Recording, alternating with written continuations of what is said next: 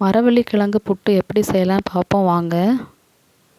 அதுக்கு ஒரு துண்டு மரவள்ளி கிழங்கு எடுத்துக்கோங்க. அதோட தோல் எடுத்து சீவி வச்சுக்கோங்க. அந்த கிழங்குல கொஞ்சம் ஜூஸ் இருக்கும், அதை கையாலேயே பிழிஞ்சு எடுத்துக்கோங்க. அதுக்கு அவிக்கிறதுக்கு வேண்டி தேங்காய் துருவலும் வேணும்.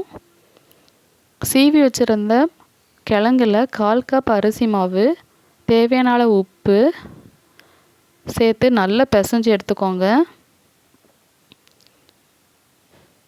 அதுக்கப்புறமா புட்டை அவிக்கிற பாத்திரத்தை அடுப்பில் வச்சுட்டு, நம்ம நார்மலாக புட்டை அவிக்கிற மாதிரியே தேங்காய், அதுக்கப்புறமா கிழங்கு மாறி மாறி போட்டு வேக வச்சு எடுத்துக்கோங்க.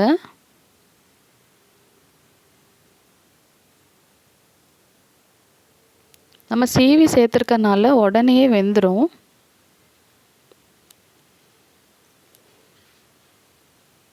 பாருங்கள், வெந்துருச்சு. உங்களுக்கு இந்த வீடியோ பிடிச்சிருந்தால் லைக் பண்ணுங்கள், ஷேர் பண்ணுங்கள், சப்ஸ்கிரைப் பண்ணுங்கள்.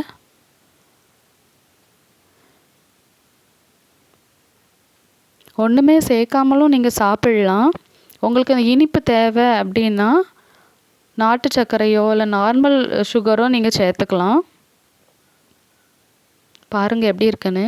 நீங்களும் வீட்டில் ட்ரை பண்ணி பாருங்கள்.